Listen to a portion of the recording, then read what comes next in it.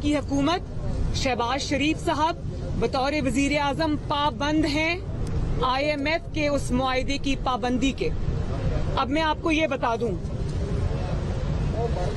कि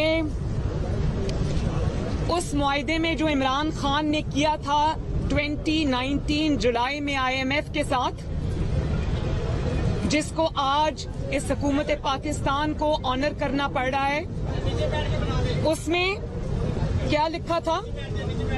उसमें सिर्फ पेट्रोल पर सब्सिडी खत्म करने या पेट्रोलियम डेवलपमेंट लेवी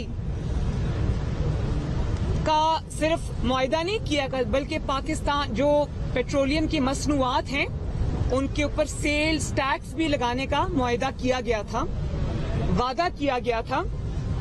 और फिर ये सिर्फ मुआहदा IMF के साथ नहीं हुआ, जो पिछला बजट था इमरान खान की हुकूमत में इन्होंने दिया था, उस बजट में इन्होंने पेट्रोल पर लेवी और सेल टैक्स बढ़ाने का ऐलान किया था उस बजट पे, जिसको आज हमें कंटिन्यू मजबूरन करना पड़ रहा है।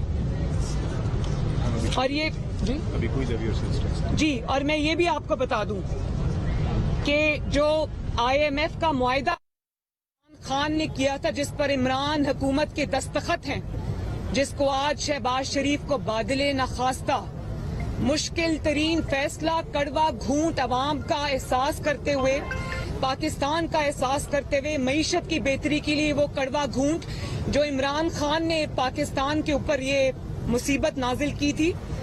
मैं आपको ये बता दूं कि IMF के मुआहदे में क्या लिखा था इमरान खान ने, ये जरा सुन लें।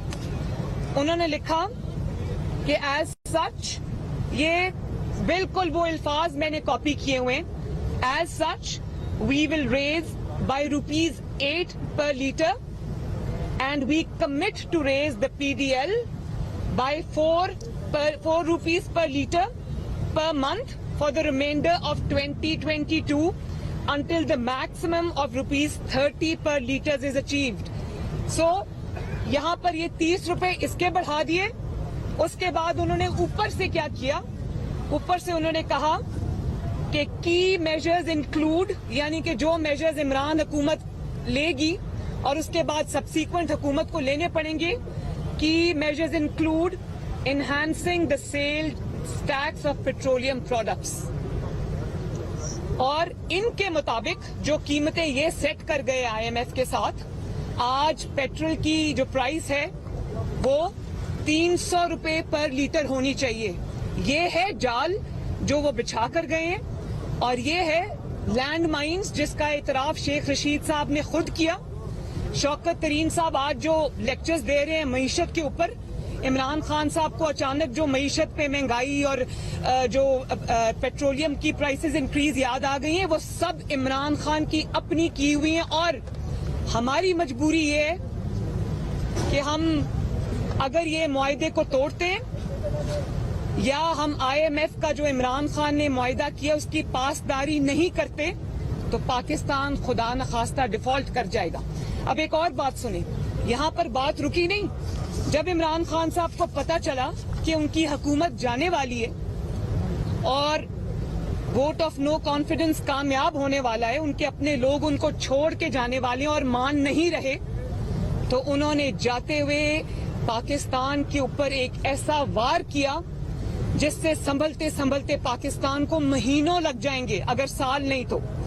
जाते जाते उन्होंने जो तबाही मचाई, उन्होंने पेट्रोलियम की प्राइसेस नीचे गिरा दी, उन्होंने पेट्रोल और डीजल की प्राइसेस कम कर दी, ये जानते हुए भी कि मईशत उसकी मुतहम्मिल नहीं हो सकती, पाकिस्तान उसका बोझ नहीं उठा सकता।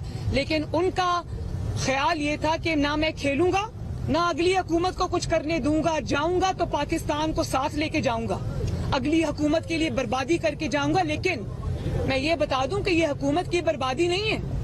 ठीक है, हुकूमत इसकी एक सियासी कॉस्ट पे कर रही है, लेकिन ये तबाही और बर्बादी जो है ये पाकिस्तान के 22 करोड़ अवाम की है, जिसको जाते जाते वो इंश्योर कर गए कि मईशत जो है वो ऐसा बोझ डाल गए जिसको उठाने की मईशत की हैसियत नहीं है पाकिस्तान की। और आपको पता है कि खुदा न खास्ता हालत ये हो गई है कि LCs खुल नहीं रही, डिफॉल्ट की आपके पास किस्त देने के लिए पैसे नहीं है, फॉरेन रिजर्व्स आपके कम हो रहे हैं, क्यों? ये कोई 2 महीने की कारकर्दगी तो नहीं है, ये वो 4 साल पे जो मईशत पे एक के बाद एक कारी ज़र्ब लगी है नालायकी नाअहली की वजह से, ये उसकी वजह से हुआ है। और ये जानते हुए कि ये फैसला जो वो अचानक कर गए, जाते जाते ये मुल्क क्राइसिस में धकेल जाएगा, मुल्क को तबाही की तरफ धकेल जाएगा, वो ये आग पाकिस्तान में लगा कर गए हैं। आप ये बताइएगा कि मैं एयरवाई न्यूज से हूँ, आपसे ये जानना चाहते हैं, आप आवाम से बात कर रही है, तो आप जो इलेक्शन अनाउंस करके आवाम में क्यों नहीं आप जा रहे हैं? मैं इस चीज का सवाल का जवाब बहुत दफा दे चुकी हूँ। सबसे पहले तो मुझे कभी किसी ने दिखाया कि एयरवाई ये चला रहा था कि मरियम नवाज ये फरमाती हैं कि जो पेट्रोल की और डीजल की कीमतें इंक्रीज करता है वो चोर होता है। तो हाँ, मैं ये कहती हूँ, चोर इमरान खान था जिसने आज पाकिस्तान को इस नहज पे पहुंचा दिया, और ये उसी चोरी की जो मलिक रियाज साहब को रिश्वत के तौर पे देकर कभी हीरे की अंगूठियां दी गई, कभी आपके चैनल एआरवाई को, आपसे मुझे कोई प्रॉब्लम नहीं है, मैं आपकी इज्जत करती हूँ, आप एक इंडिविजुअल हैं, लेकिन ये एआरवाई का माइक पड़ा है, सूलन मुझे उठवा देना चाहिए। लेकिन पाकिस्तान के अवाम जो आज भुगत रहे हैं, एआरवाई को जो 40 अरब का पैसा खिलाया है इमरान खान ने, एक सेकंड, जिसके नहीं, मैं ये बता रही हूँ ना, अब आप मेरा जवाब सुन लें। जो इल्जाम लगाए सरकार इकबाल पे, आपको मैं दावत देता हूँ किसी भी आप टॉक शो में तशरीफ लाएं, हम आपको टाइम और डेट आप डिसाइड कर लीजिएगा, वहाँ पे आप मुझे टॉक शो की क्या जरूरत है? मैं पूरी कौम के सामने, सारे मीडिया चैनल्स के सामने खड़ी होकर ये बात कर रही हूँ। जाएं और एफबीआर से पूछे, क्या आपके मालिक सलमान इकबाल ने 12 अरब का टैक्स नहीं चोरी किया और उस पर स्टे लेके बैठे? क्या उन्होंने बिडिंग के बगैर क्रिकेट के राइट्स नहीं लिए इमरान खान से? क्या उन्होंने हाउसिंग सोसाइटीज के अंदर अपना शेयर नहीं रखा? कहें, या क्या वो गोल्ड के स्मगलर्स नहीं है? क्या वो झूठ नहीं बोलते? क्या पाकिस्तान में इंतशार के और आग लगाने के साथी नहीं है वो? बस, थैंक यू। मैडम ये बता दें, इस्लामाबाद हाई कोर्ट आए और खाली कुर्सियों से खिताब करके वही रोना धोना उन्होंने किया, और डीजी इस पर वाजे कर चुके हैं कि किसी किस्म की बैरूनी मुदाखलत नहीं, लेकिन वो अपनी जिद के ऊपर बैठे हुए हैं कि साजिश की, मुदाखलत की है, तो कैसे कौन उसको समझाए? शुक्रिया, थैंक यू, आपने ये बड़ा इंपॉर्टेंट क्वेश्चन पूछा है। सवाल ये नहीं है कि साजिश हुई या मुदाखलत हुई, इसमें जो सबसे पर्टिनेंट पॉइंट है जो आज लोगों के सामने आना चाहिए, इमरान खान साहब ये कह रहे हैं कि ये सियासी मामला है, डीजी ISPR को इसमें बोलने की कोई जरूरत नहीं। तो मैं उन कौन से ये पूछना चाहती हूँ, फितना खान से ये पूछना चाहती हूँ कि अगर ये सियासी मामला था तो नेशनल सिक्योरिटी काउंसिल में बतौर वजीर आजम उसको क्यों लेकर गए? नेशनल सिक्योरिटी जो कमेटी है वो नेशनल सिक्योरिटी कमेटी है, नेशनल सियासी कमेटी नहीं है, जिसके अंदर वो NSC का मतलब है नेशनल सिक्योरिटी कमेटी। वो नेशनल सियासी कमेटी नहीं है, कोई सियासी बैठक नहीं है। आप वहां पर इस मसले को लेकर गए, इस इशू को लेकर गए क्योंकि आपको पता था कि आपकी हुकूमत जा रही है, तो आपके पास कारकर्दगी नहीं थी, आपको कोई बहाना चाहिए था, तो आप उसको NSC में लेकर गए और आपने सोचा कि आज आप झूठ बोल देंगे तो वो कभी अवाम के सामने नहीं आएगा। तो ऐसा नहीं होता। कल जो, एक सेकंड, मेरी बात अभी खत्म नहीं हुई, तो DG ISPR ने कल जो बात की है वो DG ISPR ने बतौर इंडिविजुअल के नहीं की, वो रिप्रेजेंट करते हैं पाकिस्तान की सिक्योरिटी एजेंसीज को, और पाकिस्तान की सिक्योरिटी एजेंसीज, उन्होंने जो बात की कि साजिश नहीं हुई, तो वो रिप्रेजेंट करते हैं उस नेशनल सिक्योरिटी एजेंसीज को जिनके पास फैक्ट्स होते हैं, जिनकी जिम्मेदारी है पाकिस्तान की सिक्योरिटी। वो अपने पास से कोई सियासी बात नहीं कर रहे, वो फैक्ट्स पे बेस बात कर रहे हैं, और सिर्फ इमरान खान को खुश करने के लिए वो झूठ को सच बना के पेश नहीं कर सकते। ये कौम का सलामती का, कौमी सलामती का मामला है, नेशनल सिक्योरिटी का मामला है, सियासी मामला नहीं है। लेकिन इसमें जो सबसे मैं समझती हूँ कि मुजरिमाना बात है कि आपने, अब इमरान खान ने, जिसका दूसरा नाम फितना खान है, उसने अपनी सियासत चमकाने के लिए उसने पाकिस्तान की सलामती को, पाकिस्तान की सिक्योरिटी को, पाकिस्तान के सिक्योरिटी इदारों को उसने दांव पे लगा दिया। اور میں شکریہ ادا کرتی ہوں پاکستان کی قوم کا کہ انہوں نے اس کی جو آپ ابھی فرما رہے تھے کہ وہ خالی کرسیوں سے خطاب کر کے چلے گئے, لانگ مارچ کا دعوت دے کر, دھرنے کی دعوت دے کر قوم کو خود رفو چکر ہو گئے. تو یہ قوم سمجھ چکی ہے کہ یہ فراڈ تھا, یہ جھوٹ تھا, اور میرا بھی یہی خیال ہے اب کہ اب کسی کو کوئی وضاحت نہیں دینی چاہیے. یہ جھوٹ اسٹیبلش ہو گیا ہے. عمران خان ایک دفعہ نہیں بار بار جھوٹا اسٹیبلش ہو گیا. پاکستان کا سب سے بڑا جھوٹا ہے, پاکستان کی تاریخ کا سب سے بڑا جھوٹا ہے. اس کے جھوٹوں کو اور توجہ دینے کی کوئی ضرورت نہیں ہے.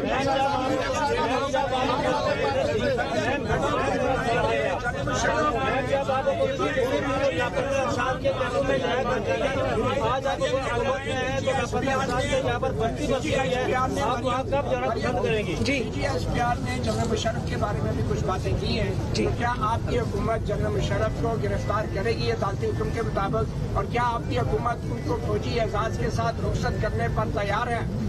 دیکھیں, جہاں تک نواز شریف صاحب کے اسٹیٹمنٹ کا یا ٹویٹ کا تعلق ہے تو وہ خالصتاً پیورلی انسانی بنیادوں پر تھا, ہیومن بنیادوں پر تھا, اور انہوں نے اس میں کلیئرلی کہا کہ مجھے اور میرے خاندان پر جو ظلم انہوں نے توڑے, جس کا شکار نہ صرف میرے والد بنے بلکہ ان کا پورا خاندان 11 سال تک 10 سال تک بنتا رہا, جس کی وجہ سے میرے سامنے نواز شریف صاحب کو 99 میں کراچی کے کورٹ میں ان کو 2 دفعہ عمر قید کی سزا سنائی گئی. میں اس کورٹ میں موجود تھی. ان کو اٹک قلعے کے زندانوں میں پھینکا گیا اور پھر جلا وطن کر دیا گیا, اور جلا وطنی کے بعد وہ وہاں پر ان کے والد کی ڈیتھ ہو گئی, میرے دادا کی ڈیتھ ہو گئی, اور وہ ان کے اتنے خدمت گزار اور اتنے اوبیڈینٹ اولاد ہونے کے باوجود وہ ان کو دفنانے نہیں آ سکے. وہ اجازت نہیں ملی ان کو, اور وہ کون تھا اس وقت کا حکمران؟ مشرف تھا. تو اس کے لیے بہت بڑے دل کی ضرورت ہے کہ اب وہ اگر ایسی سٹیج پہ ہیں کہ وہ نہ اٹھ سکتے ہیں, نہ بیٹھ سکتے ہیں, نہ چل سکتے ہیں, تو میاں نواز شریف نے بہت بڑے دل کا مظاہرہ کیا ہے. اور یہ پہلی بار نہیں ہے. جب شہید محترمہ بے نظیر بھٹو اسیسینیٹ ہوئی, جب ان کو شہید کیا گیا, تو سب سے پہلے ہاسپٹل پہنچنے والا محمد نواز شریف تھا. حالانکہ اس وقت میثاق جمہوریت کے باوجود نواز شریف صاحب یعنی کہ پی ایم ایل این اور بے نظیر بھٹو شہید کی پارٹی پیپلز پارٹی مد مقابل تھی انتخابی میدان کے اندر, لیکن نواز شریف صاحب نے سب سے پہلے وہ وہاں پہنچے اور پیپلز پارٹی کے سارے اختلافات بلا کر پیپلز پارٹی کے ورکرز کے سر پہ ہاتھ رکھا. اس کے بعد 2013 میں عمران خان نے کیا طوفان بدتمیزی نہیں اٹھا رکھا, کیا جھوٹ نہیں بولے, کیا الزام نہیں لگائے نواز شریف صاحب کی ذات کے اوپر. اور جب وہ کنٹینر سے گرا تو سب سے پہلے نواز شریف صاحب اسپتال ان کی خبر گیری کو گئے, اور اپنی اتنی امپورٹنٹ الیکشن کیمپین ایک دن انہوں نے سسپینڈ کر دی. تو نواز شریف صاحب جو ہے وہ ذاتی انتقام پہ یقین نہیں رکھتے. نواز شریف صاحب نے یہ واضح کیا ہے کہ جو تکالیف انہوں نے سہی ہیں, جس میں ان کے اپنے پیارے, جن میں ان کے والد تھے, ان کی وائف تھیں, ان کی والدہ تھیں, وہ سب گزر گئے. لیکن انہوں نے کہا میں نہیں چاہتا کہ میرا بدترین دشمن یا میرا بدترین مخالف بھی وہ تکلیف سہے جو مجھے سہنی پڑی. وہ آج بھی اپنے وطن سے دور ہے, یہ میں آپ کو بتا دوں, وہ ابھی بھی وطن واپس نہیں آ سک رہے. جب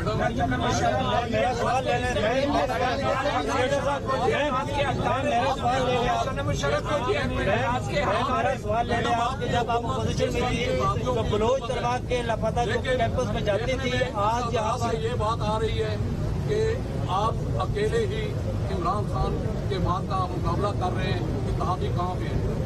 جی نہیں, یہ بات درست نہیں ہے, یہ بات درست نہیں ہے, کیونکہ یہ اتحادیوں کی حکومت ہے اور اس میں پرائم منسٹر جو ہے وہ مسلم لیگ نون کا ہے. تو میں ان کو بھی ریپرزینٹ کر رہی ہوں, میں اتحادیوں کو بھی ریپرزینٹ کر رہی ہوں, اور الحمدللہ رب العالمین میں عمران خان کی اس کی پوری جعلی جماعت کے لیے اکیلی کافی ہوں. کارکنوں کو تیار کر رہے ہیں خان آپ صاحب. یہاں پر روز طلبا کے جو ایک منٹ جی اس کے بعد آپ چلے اس کے بعد آپ کی بات. عمران خان صاحب سے کچھ دیر پہلے ہائی کورٹ آئے تھے. انہوں نے ایک بار پھر سے کہا ہے کہ وہ اپنے کارکنوں کو تیار کر رہے ہیں اور بہت جلد کال دیں گے. کیا آپ لوگ آنے دیں گے؟ ساتھ ہی ساتھ دوسرا سوال یہ کہ عام انتخابات کے حوالے سے ایکسپیکٹیشنز لگائے بیٹھے ہیں پاکستان تحریک انصاف والے کہ اکتوبر میں انتخابات ہو سکتے ہیں. کیا واقعی اکتوبر میں انتخاب ہوں گے؟ دیکھیے عمران خان صاحب کی کال کی جہاں تک آپ نے بات کی تو ابھی تو اگلی کال کی جو تباہی اور بربادی ہو گئی ہے ان کی، وہ تو ابھی اس افسوس اور اس جو کیا کہتے ہیں سوگ سے باہر نہیں نکلے. 1 مہینہ وہ رانا ثناء اللہ سے ڈر کر پشاور کے بنکر میں چھپے رہے. تو بھائی کال کے لیے سامنے سے لیڈ کرنا پڑتا ہے. لوگوں کے بچوں کو، لوگوں کے بیٹوں کو گرمی میں تپتی دھوپ میں چھوڑ کر ریاست کے آگے کھڑا کر کے خود پیچھے ہیلی کاپٹر میں بیٹھ جانے سے انقلاب نہیں آیا کرتے، اس سے کال سکسیسفل نہیں ہوتی. اور ابھی تو میرا خیال ہے کہ وہ اس سوگ میں سے ہی، اس صدمے سے باہر آ جائیں جو قوم کی ریجیکشن پہ ان کو ملا ہے.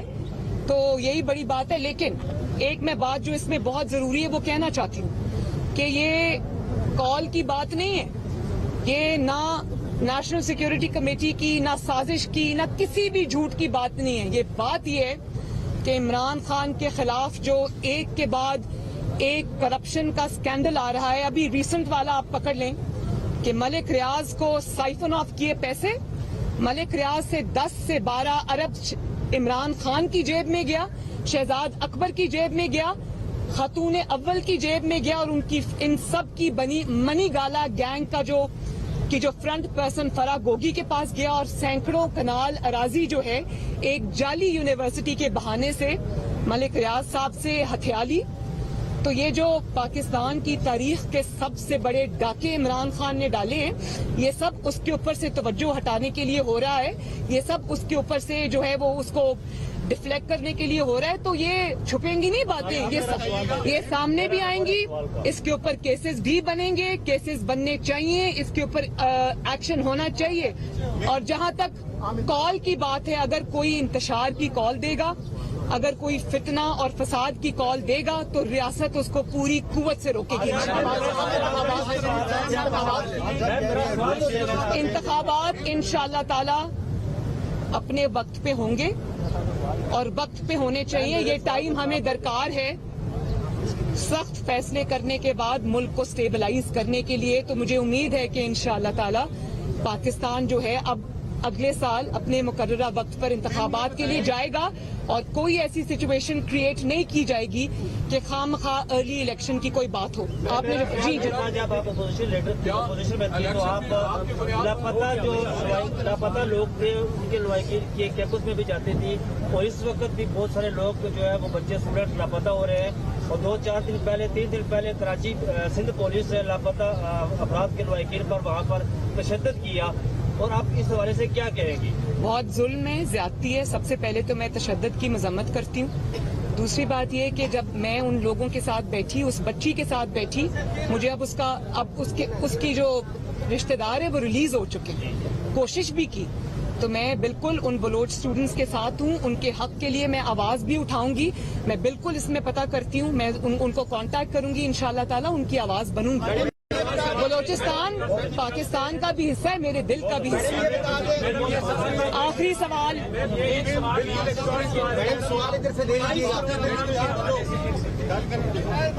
میڈم جی، یہ سوال ہے جی جو غداری ہے، ان کی خاندان کی رواداری ہے، وہ ذاتی حیثیت میں کسی کو معاف نہیں کر سکتے، یہ ان کا بڑا فرق ہے. لیکن ایک ایسا فرق جس نے پاکستان کی سیکورٹی کو غیر کر دیا تھا، یہ 3 نومبر کی ایمرجنسی بھی غدار ڈکلیئر ہوا ایک عامر، اور اس کو باقاعدہ کورٹ نے اتنی سخت سزا سنائی کہ اس کو پھانسی کے بعد بھی اس کی لاش کو ڈی چوک کے اندر لٹکایا گیا.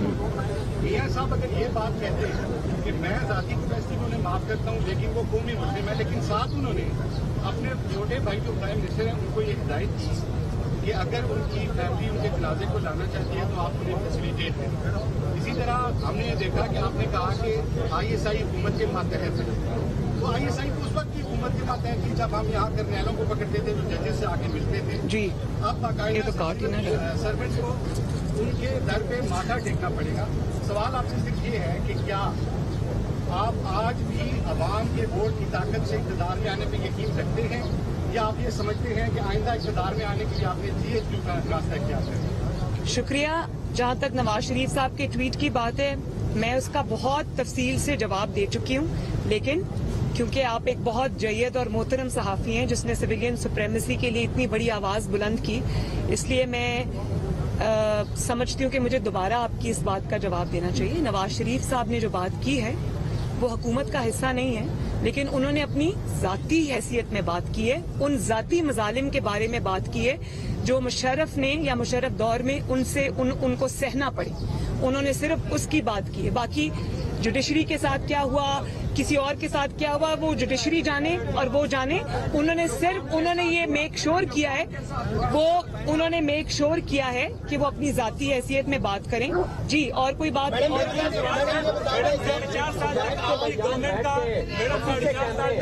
गवर्नमेंट का ये बयानिया था कि वोट को इज्जत मिलनी चाहिए। एक मिनट, हाँ, इन्होंने दूसरा सवाल मुझे पूछ गया, वोट को इज्जत दो। मेरा आज भी ये बयानिया है, मेरा कल भी ये बयानिया रहेगा, और ये बयानिया नहीं है, ये फैक्ट है। मुस्लिम लीग नून को अल्हम्दुलिल्लाह